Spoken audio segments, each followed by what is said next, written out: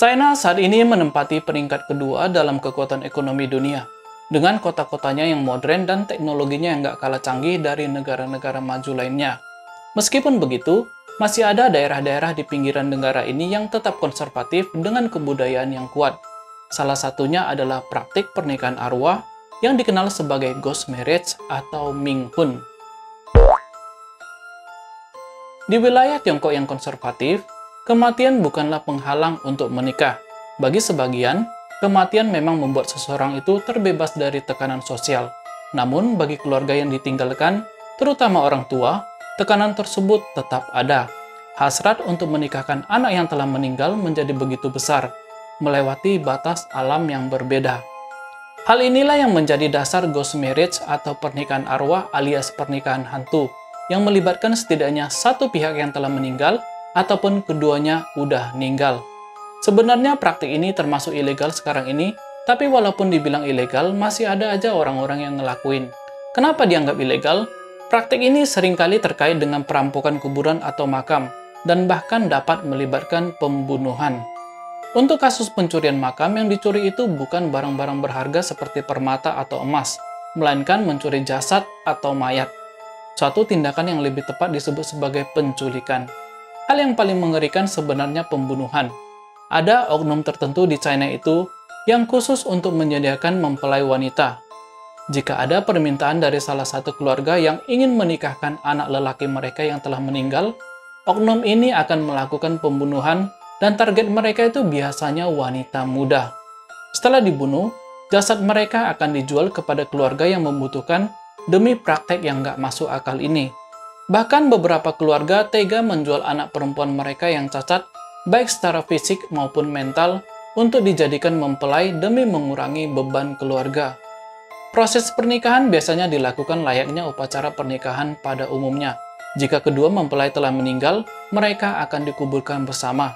Jika salah satunya meninggal, misalnya mempelai pria, mempelai wanita akan dinikahkan dengan boneka dari kertas sebagai perwakilan mempelai pria, dan sebaliknya. Asal-muasal dari pernikahan arwah sebenarnya masih misteri sampai sekarang ini. Pada peninggalan batu nisan dari zaman dinasti Tang sekitar tahun 600-900 mencantumkan kata-kata, melalui pernikahan arwah, pasangan akan memuja Tian bersama, dan juga membesarkan putra dan putri bersama. Pada catatan sejarah yang ditulis pada abad ketiga, ditemukan kalau praktik ini juga dilakukan pada salah satu anak Cao Cao pada zaman 3 kerajaan dulu.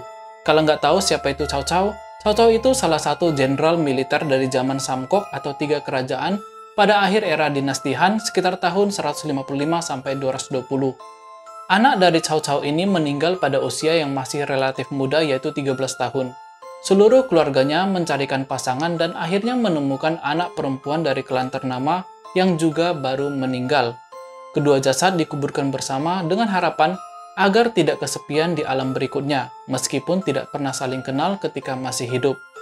Dalam kepercayaan masyarakat Tiongkok, menghargai leluhur adalah suatu kewajiban. Setelah meninggal, diyakini bahwa seseorang tetap hidup di alam arwah. Keluarga yang masih hidup berkewajiban memenuhi kebutuhan arwah dari barang-barang duniawi seperti handphone, uang, rumah, bahkan termasuk pasangan hidup. Dari hasil penelitian seorang sinologis dan demologis berkebangsaan Belanda yang bernama Jacob Maria de Groot, praktek pernikahan arwah ini adalah hasil evolusi dari kepercayaan kuno sejak zaman dinasti Shang sekitar 3.500 tahun yang lalu. Pada masa itu, ketika seorang kaisar meninggal, permaisuri, selir, dan pelayan wanita akan dipenggal dan dikuburkan bersama sang raja sebagai simbol untuk melayani sang raja di alam berikutnya. Bagi masyarakat umum, pernikahan arwah dianggap juga sebagai cara untuk melanjutkan keturunan. Seorang pria yang telah meninggal dapat dinikahkan dengan seorang wanita yang masih hidup. Wanita ini kemudian akan mengadopsi anak dari saudara lelaki yang telah meninggal tersebut, menjadikannya penerus keluarga. Hal ini dilakukan karena ada kepercayaan bahwa tidak memiliki keturunan merupakan aib bagi keluarga atau klan tertentu. Tidak hanya terbatas di Tiongkok, praktik pernikahan arwah juga ditemui di Hong Kong, Taiwan, dan bahkan di Singapura. Namun, ada variasi dalam praktik ini. Di Taiwan, biasanya pernikahan arwah itu hanya untuk anak perempuan yang sudah meninggal. Keluarga akan mencari mempelai pria yang masih hidup, dan pria ini bebas untuk menikah lagi. Bila mana si pria sudah menikah, sang arwah akan menjadi istri sah pertama dalam sertifikat kartu nikahnya. Selain mengikuti tradisi yang sudah turun-menurun, ada satu kisah pasangan yang sudah tunangan dan keduanya ini meninggal karena kecelakaan. Keluarga dari pasangan ini mendapatkan mimpi dan pesan tertentu sehingga dilaksanakan ritual pernikahan dengan harapan pada alam berikutnya mereka sah menjadi suami istri. Tapi gimana ceritanya bila salah satu dari pasangan ini yang selamat, misalnya si pria? Pernikahan juga dilakukan untuk menunjukkan kesetiaan dan rasa cinta si pria ini, kalau si pria bersedia. Di Hong Kong ada juga cerita yang cukup menarik dalam pernikahan arwah ini. Pernikahan pasangan yang sudah meninggal ini diwakilkan dengan papan leluhur yang dituliskan nama mereka. Papan nama leluhur si pria akan dibawa masuk ke dalam ruangan dulu, lalu diikuti papan nama leluhur si wanita. Kedua papan nama ini akan dibuat seolah menunduk menghormat ke altar leluhur. Ditempatkan di meja altar, dan perayaan pun dilakukan.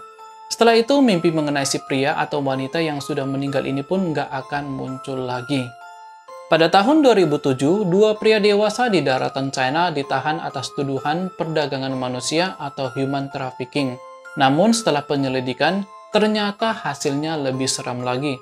Biasanya human trafficking itu menculik wanita muda untuk dipekerjakan, maaf sebagai PSK, tapi untuk kasus ini ternyata mereka sengaja dibunuh untuk dijadiin mempelai arwah. Sebenarnya banyak kasus-kasus kejam dan seram yang terjadi dalam hal pernikahan arwah ini. Dan semua ini dilakukan hanya karena uang. Tahu nggak harganya berapa kalau dirupiahkan? Dari hasil riset pada tahun 2007, untuk penjualan gadis muda yang nggak dikenal, baik hidup ataupun mati, harganya 30 juta. Untuk anak perempuan yang meninggal dalam keluarga dan orang tuanya setuju untuk dijual, harga mayatnya 65 juta. Dan untuk penculikan dari kuburan atau makam, harganya 60 juta. Pada tahun 2011, jasad wanita di black market itu bisa mencapai 280 juta. Siapa yang nggak tergiur dengan uang segede ini? Ya kan? Yap, itulah sedikit mengenai pernikahan arwah atau ghost marriage. Semoga bermanfaat dan maafkan saya bila ada kata-kata yang salah. Saya Hendra dari Behind the Story. Mohon diri dan jumpa lagi pada video selanjutnya. Salam.